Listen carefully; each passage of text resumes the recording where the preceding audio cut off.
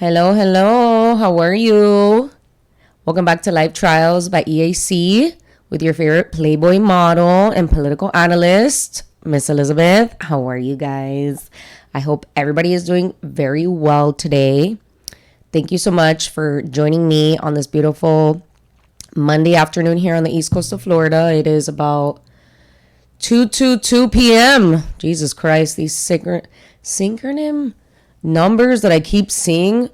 Wow, it's like 1-1, 11-11. It's 2 p.m. 2:22. If you would like to support this podcast, please visit elizabethcharney.com and subscribe to all platforms that are hosting this podcast. And please, please, please, guys, I really cannot overdo this request that if you could please subscribe to my YouTube channel, like, share, and subscribe. It is enormously critical for my growth, and it is enormously appreciated. Okay, so today, without further ado, I wanted to discuss in this episode, I wanted to specifically bring to you guys, the daily debacle of today's political headline news. Once again, we have here another major hypocrite that has yet to descend from the public eye with all the accusations that have surfaced over the last few months. Mr. Cuomo from New York, the governor of New York, which is absolutely is preposterous, to be quite honest, that he lasted this long. However, it's crazy how much he has gotten away with up until this very moment. It was first the nursing home scandal. Then the sexual harassment claims came, and they came with like full force. And I don't know what it is about the Democratic Party, but when it's them that's in the hot seats, forget it. It's like, here there's nothing. Over there, it's Trump. No, bitch. This is Cuomo who did this.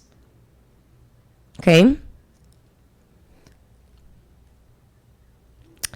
However, sexual harassment is a serious problem in today's workforce in both the public and private sector.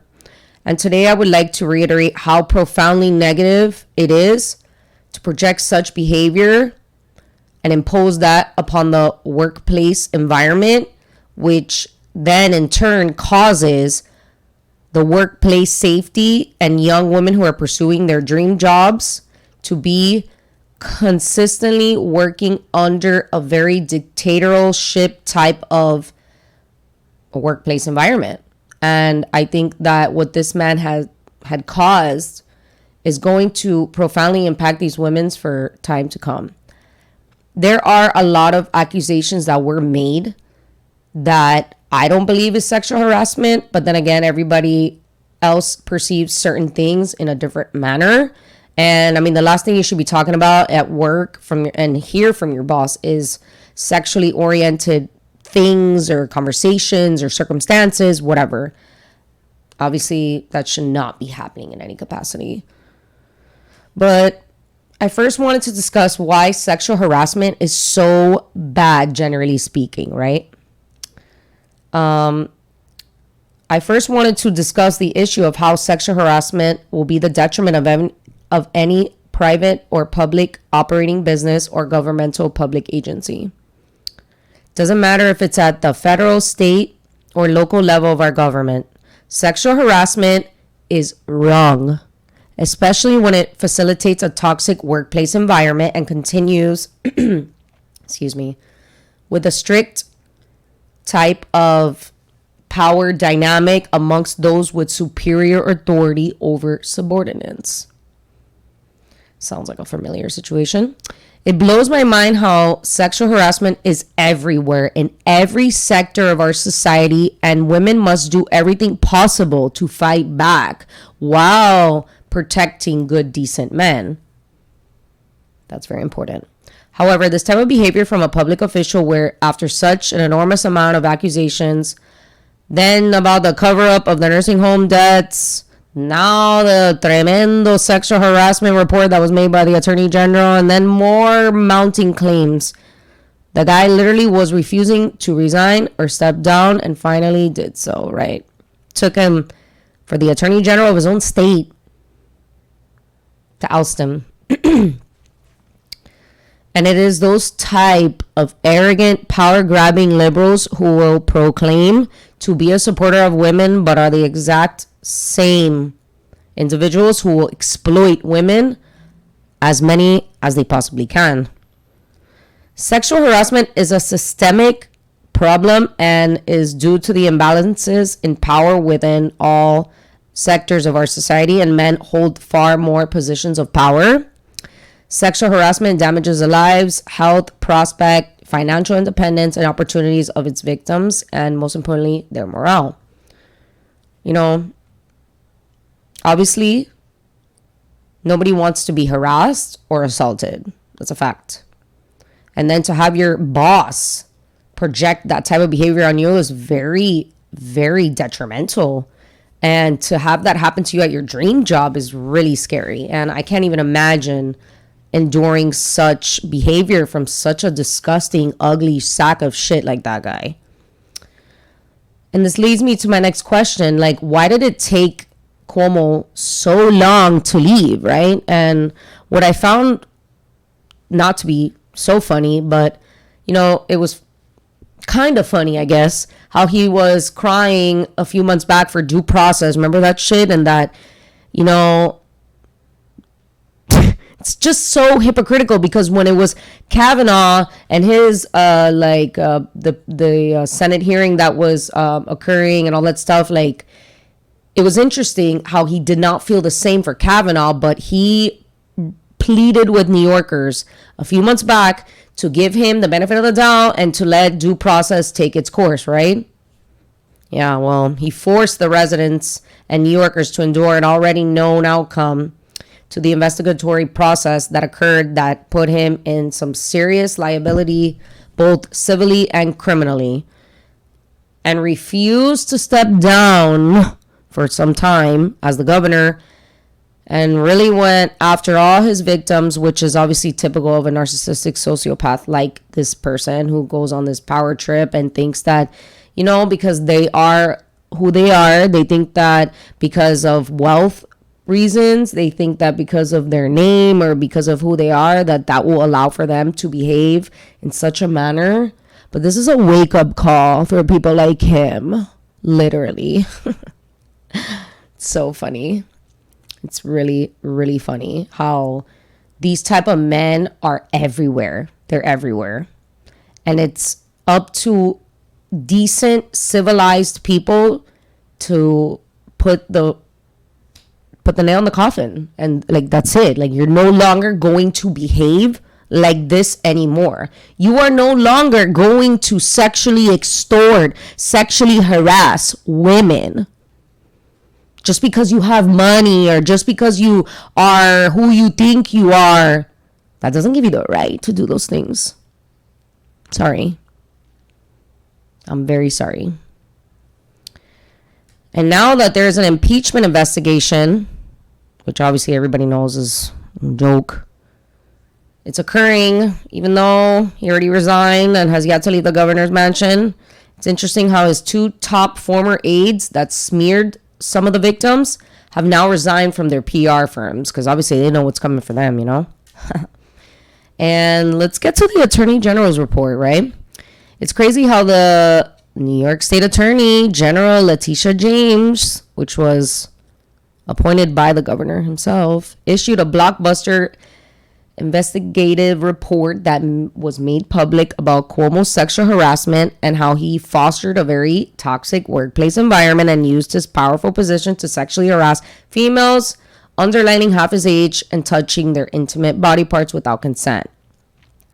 There is massive amount of evidence that revealed that Cuomo and his team retaliated against at least a few of the women, as I had just previously mentioned. He even harassed a state trooper that worked for him, and he specifically asked for this woman. These little details are very, very important facts of this report, because it's like a lot of this was maliciously intended to occur. So it's like he specifically wanted certain people to work for him to then be able to, I don't know, engage in this type of behavior. I'm just not understanding. But from a legal standpoint, I don't think this is good for him, like, at all. It's really crazy the mountain of evidence that they have against this man, and how it has also revealed how man, these serious allegations of sexual harassment by the governor against a amount of people are looking as big issues for him criminally. I think it's like the the local prosecutor from the capital of Albany, allá in New York. Even though I was born in New York, I left there when I was 3, and I've been living in South Florida ever since. So don't judge me if I'm not too familiar with the entire state of New York, even though I was just born there.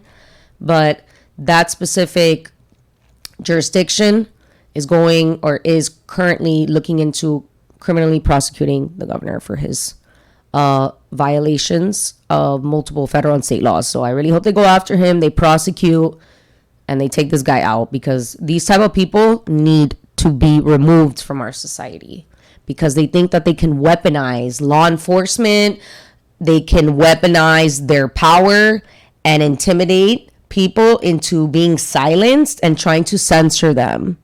It doesn't work like that. When you commit a crime, you do the time. So there's no, because you have money, you can get lawyers to, try to silence those people or anything like that. No. That's what he tried to do. That's what I've had done to me as well. And it doesn't work, because it's frivolous and it's fraudulent. And it's only going to backfire. And that's exactly what happened to this guy. So what I found even more despicable was the defense that was issued an hour after the report was made public.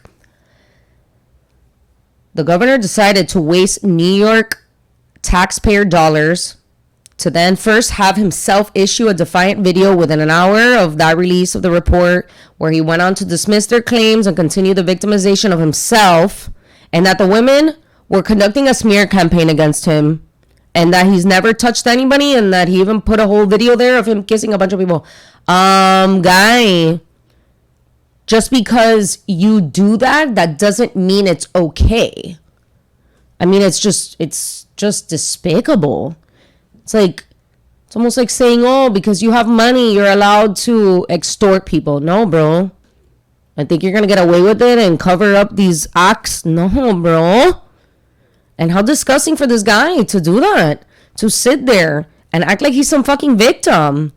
And let's not forget about, their nursing home scandal. That's going to be another problem for him coming right after this, before or after, I don't know.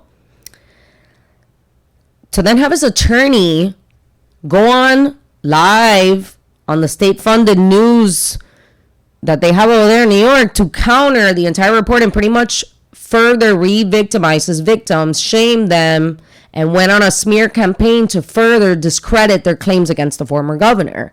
I mean, it was so cringeworthy to see such a situation unravel itself live on television. Let me tell you, ladies and gentlemen, I don't know. I'm not sure when powerful men are going to realize that you are not allowed to weaponize the stature of your power as a way to intimidate, coerce, or get people to provide sexual favors. I mean, it's just crazy. It's crazy what this guy did and how long, he was committing such acts. Sexual harassment and sexual assault are psychologically traumatizing situations that affect women in their present and future life. The effects of sexual harassment can lead to lifelong changes in an individual's life. A person who asks for sexual favors in exchange for something else is sexual harassment, point blank. Or if a person that asks for sexual favors in exchange to not destroy or disrupt your life is sexual extortion, sexual harassment, and it's illegal. You can't do that in America. It's because of men like this that throw shade on grown men who love women, who empower them, who elevate them, and appreciate them in the workforce. It's an unfortunate situation, you know? And what's happening is that these situations are further hindering the ability for powerful women to be elevated in these different sectors of our workforce.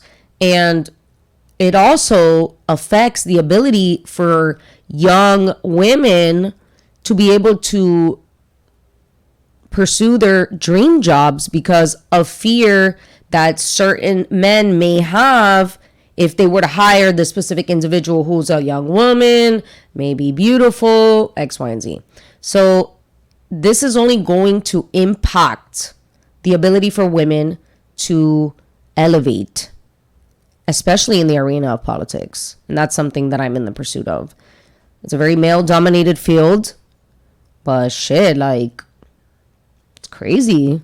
It's crazy to think that if you don't do something that your boss tells you to do, you're going to have your entire life upended because you didn't comply, obey, or allow for the harassment to continue. And I think that I really hope that this is an eye-opener to the Democratic Party. So if you enjoyed this episode, please like, share, and subscribe to my YouTube channel, my website, and all the platforms that are hosting my podcast, Live Trials by EAC. Please also consider supporting me on my website, elizabethcharney.com, as any donation is enormously appreciated to keep this podcast running. And don't forget, I will be making my big reveal as to the new co-host that will be starting her series under the podcast Live Trials by EAC. And I am so excited about this. This is going to be such an amazing opportunity to further grow my podcast. So stay tuned. Thank you again. I love you guys. Mwah. Ciao, ciao.